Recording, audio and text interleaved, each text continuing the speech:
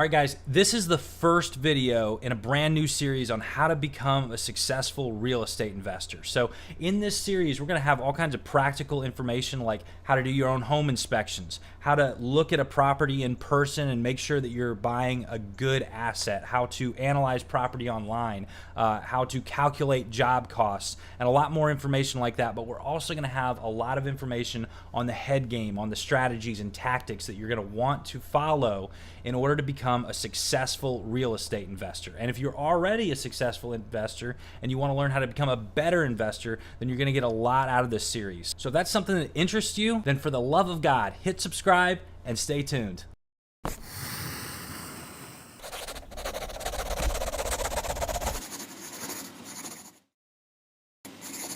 right, guys, so in this video, I'm going to talk about probably the number one thing that separates mediocre investors from really successful, making stupid money kinds of investors. And the one thing that separates these two people is a simple phrase, and I'm going to tell you what that phrase is in just a second. But in the meantime, there's something else you need to know, and that is it's all about fear. There's one thing that everybody in the whole world is afraid of more than anything else.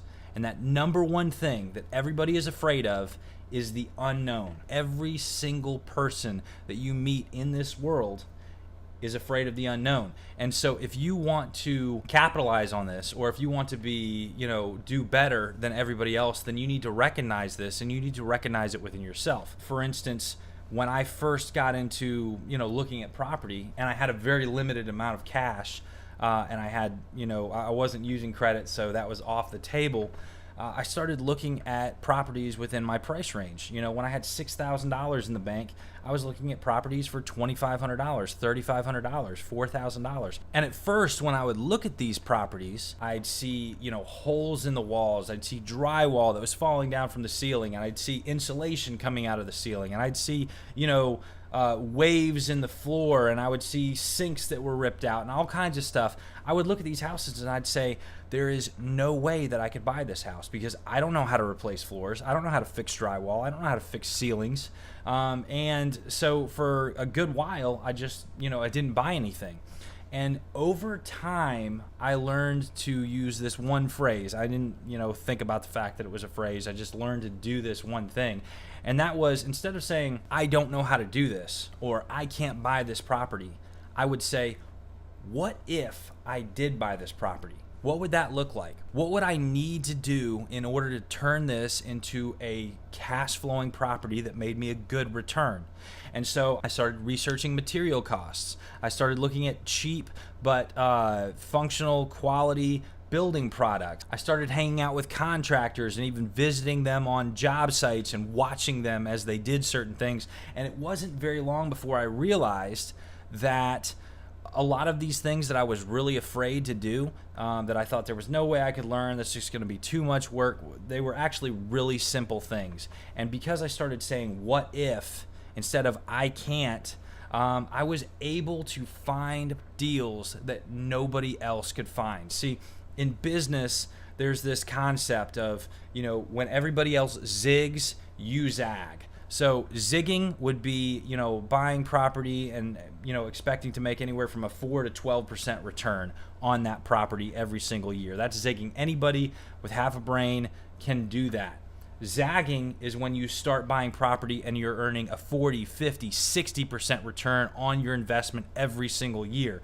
And because people are afraid of the unknown, when they go to these properties, they see everything that's wrong with it, but they can't see the potential. They don't ever say what if. And because of that, these properties are massively undervalued, and they're open for people like me to come in, see the potential, fix the problems, and earn massive income off these properties. So I think the very first thing that you need to do if you want to be a successful investor is just to start saying what if. Don't ever say I can't without first saying what if. Start analyzing the job cost. Start analyzing the rental market. See what houses in the area are bringing in for rent every single month. And then work backwards from there and see, is this something that could actually work? And if so, how much money am I going to make? Am I going to do, as well as other investors? Am I going to do twice as well, 3 times as well, 4 times as well? And start developing your own philosophy around real estate investing, and you'll see that there are so many possibilities. Everywhere you look, there is an opportunity. You just have to be willing to get creative and start saying, what if? I'm going to give you a practical example of what this looks like by showing you a house that I went and looked at in person a couple days ago. This house is about 2 hours away from me. It was originally listed for more than double what they're asking for it now. The reason that it has not been sold yet is because no one is, using this what if mentality. So I'm going to go through first. I'm going to show you the pictures. I'm going to show you everything that's wrong with the house, and then I'm going to go back and we're going to say what if. And see if it's a good deal. I did look at this house in person, but I also pulled some pictures from the internet just because I wanted to get some big overall pictures that I did not have. So this one is from the internet, and you can just see kind of the front of the house. You can see that there's some cracking going on in the bricks. On the footer right there, you can see that the screened-in front porch, there's some separation in the plywood, and I took a close-up of that while I was there. As far as the backyard goes, it's a nice backyard, but they've got clearly an older roof. There was some spray paint that the property manager went and tried to cover up with some more white spray paint. There was some fascia damage, more spray paint. This front porch right here, there's some discoloration in the back area right here because there was a leak at one point, and there was also a light right here, and that light is now gone. We've got in the front room area right here, we've got a couple of strange looking places right here in the floors, and I figured out what that was when I went and looked at it, and I'll show you what that, or I'll tell you what that was here in a minute. And then as far as the bathroom, you can see we've got all this stuff right here on the doorposts. We also don't have a shower head, and the kitchen just absolutely horrendously ugly. We got cabinets painted green, we've got wallpaper, we've got missing floor tiles, and then when we get into this back room area, you can see that the floors need replacing. There's no repairing that. There's something strange going on with this subfloor right here. Looks like they had to jack up the house or do something to get it fixed up, and then they just kind of pieced in this plywood. We've got something going on with the wall right here. There's going to need to be some paneling, and of course this plywood is going to need to be removed. So then we continue on to the rest of the house. It's not quite so bad. This is probably the worst section of flooring that I found. The rest of the flooring looks decent, just needs paint and so on and so forth. Now they have a very old heating system, and they did not have any pipes with cutoff valves to add in natural gas heaters. But that's pretty much it. Paneling on the walls, these old school hardwood floors. So let's just really quickly go through those pictures one more time, and I'll tell you what we're gonna do to fix all of these issues. First of all, what if this crack right here in the front of the foundation isn't that big of a deal?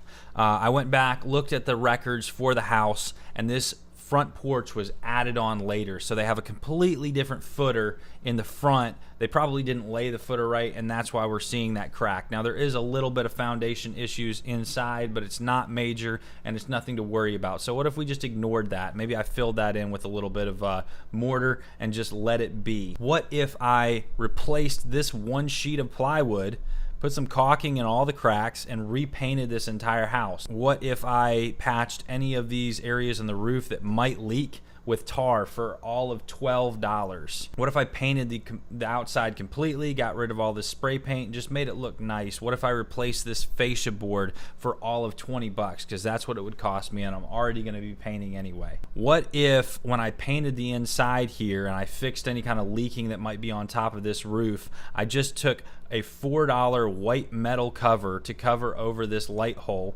and just used this light right here for the front porch light? Now this room right here was originally, there was a dining area and then there was a living room area, and they had these two little mini walls that were about 2 feet wide on either side. So what if I either A, just found some oak, made my own small section of flooring, stained it, tried to make it match, and put some polyurethane over it? Or what if I spent $100, reframed these 2-foot little walls, put some drywall or paneling on it, and then painted over it? It would literally cost me $100, and I'm already going to paint the inside anyway, so it wouldn't take much work, and it wouldn't take much money, and it wouldn't take much time. This right here, a lot of people see that, they're like, oh my gosh, black mold. No, that's mildew.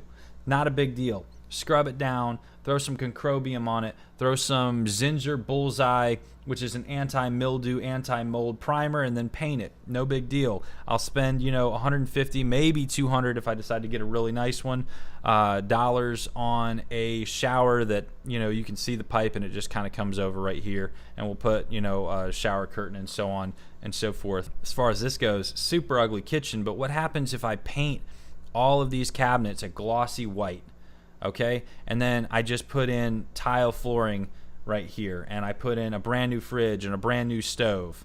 How much better would that look, and how expensive is that really?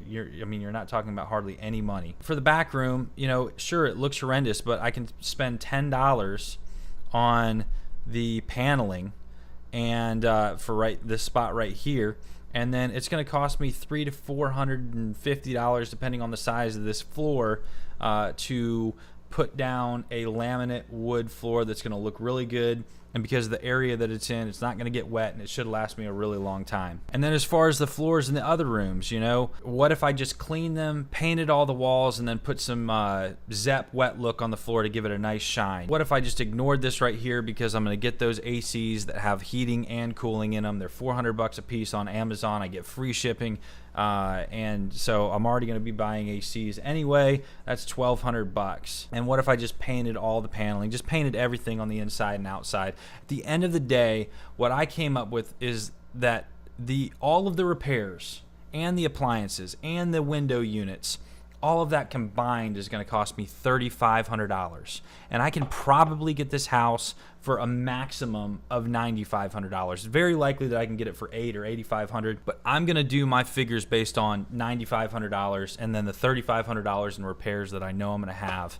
I didn't go over all of the home inspection stuff that I did, but I will get to that in later videos. Right now I'm just giving you an idea of what happens when you say what if. So we're going to what if on this calculator right here.